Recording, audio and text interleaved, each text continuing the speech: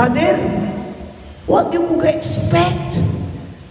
I suppose you must be there, heaven. Pero naaman sa lagi di ay kadinhi. Ingon ang pari,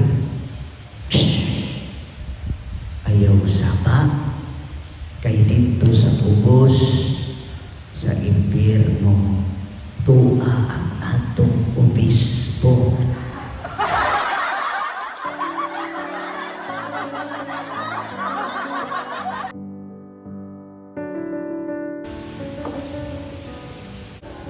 Adunay usa ka deboto mga igsuon, no? Deboto no siradong Katoliko.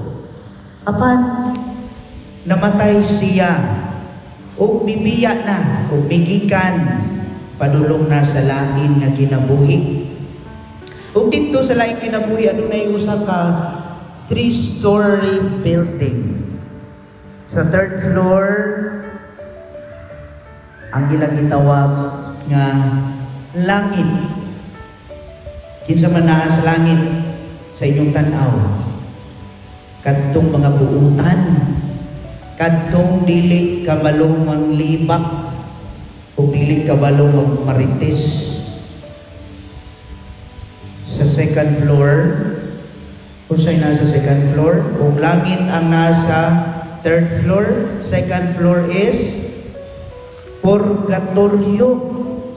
Kinsay nasa purgatorio? Kanang gitawag nga mga Maginoo pero medyo bastos.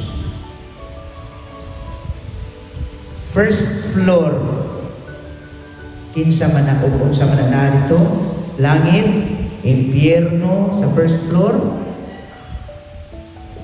Langit, purgatorio, ang 1st floor, impyerno. Kinsa man na sa impyerno. Sila kadtong walay pagpakabana, walay kahadlok sa Ginoo, o dili kamaong maghinulsol sa mga sala. Walay makialam kung maluwas ba sila o dili. Now, kini deboto kaayo nga Katoliko, tanang santos iyahang gidebosyonan. In fact, deboto galing siya sa San Pedro Apostol. Sama ninyo. So, nakita niya ang iyang kaugalingon asa nga floor. Kung may papilion. First yun, sure mo? O sa 3rd lang ko, no? Natin na ito, 3rd, 2nd floor. Ato lang alang-alangon.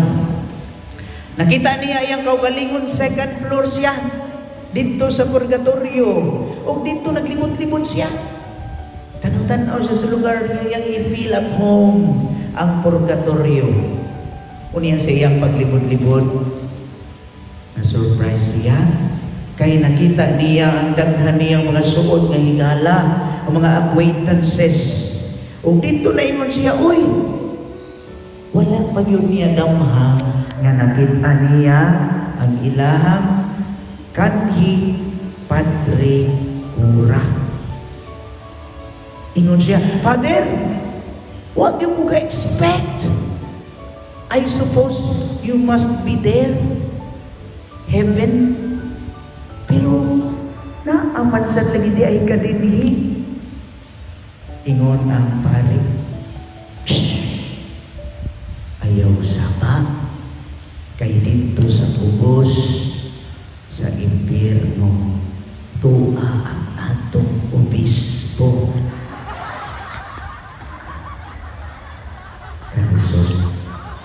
Who would expect ikaw, ako, kitang tanan, nasayod ba nga kanini? Mga igsoon, istorya lang mga kinihan, basing pataka-taka o maritis na, ay, ang obispo mo, tuwang mo sa impyerno. Pankay mo yung mga pagkayanan, pagagsaka na yun mo. No? Hiyaw itaon. Balik ko na po, istorya lamang kadto. No? Ayaw ipanapit. Gingon sa itong ebanghelyo, kinsay mahiuna, maulahi. Kinsay maulahi, maoy mahiuna.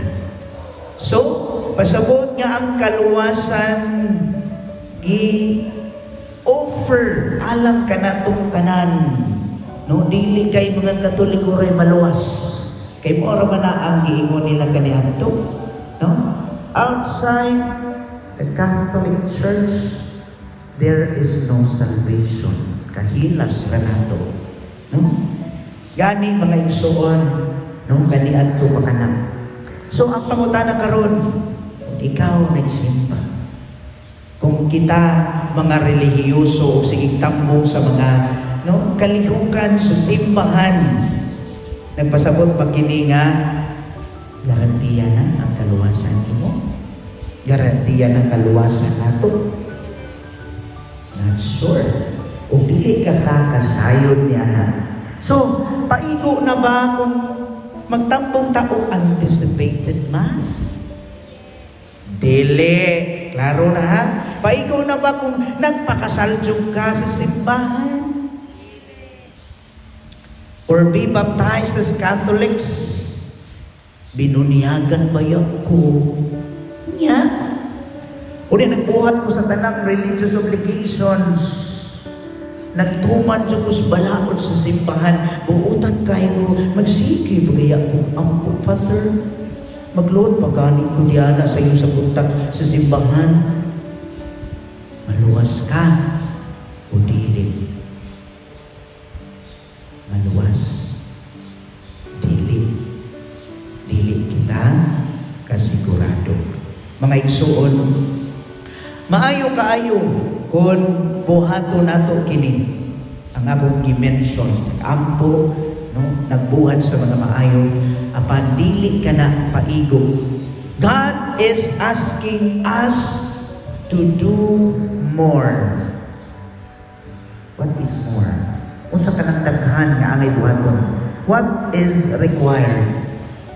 Mga igsuon, gawas ni Ana nga na-mention nato tanang buhat kinahanglan unta nga ang atong pagtuo karon magbunga o maayong buhat.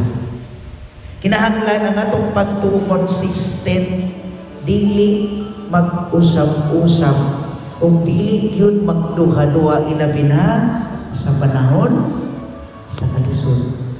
Usahay mawala naman ang atong pagtuo, labi na mayon tag alawag yun gidungog ang akong pagtuo. Ningon si Santiago, faith without good works is dead. Again, faith without good works is dead. Kinahanglan ang atong hugot nga pagtuo ubanan gayud o maayong buhat. So mga igsoon, ingon pa, lisod ang pultahan.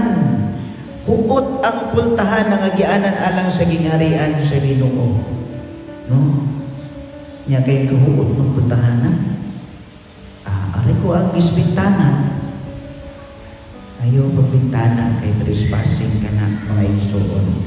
So, kung saan man sa nato, kung naipultahan, pero wala kay Yahweh. Ay ko ignawa mo bitbit Yahweh niya, di mo kasunod ng pultahan. Tagalagaw ang Yahweh, ayaw kalimot, aron makasulod igbalik sa Yahweh. So unsa man ang Yahweh, aron kita makasulod sa gingharian sa langit. 1. Constant conversion. Kanunay kitang mag-renew sa atong kaugalingon. 2. Let us keep the faith. Padayon sa atong pagtuo. Instead, we must deepen our faith every day of our lives. 3. Be contrite of heart. Ang pagkamahinulsulo nato sa kanunay kay ngano sa matag adlaw makasala kayon kita.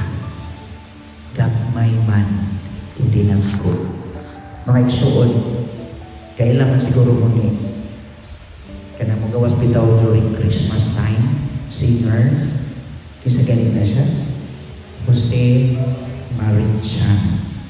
Kung sa na iyang paboritong kanta na adunay kausaban sa kanunay, kung sa in English pa, Constant Change.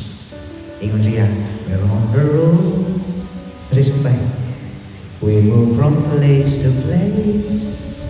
And oftentimes when I'm about to call it home, we'd have to move along. Life is a constant change, and nothing stays the same.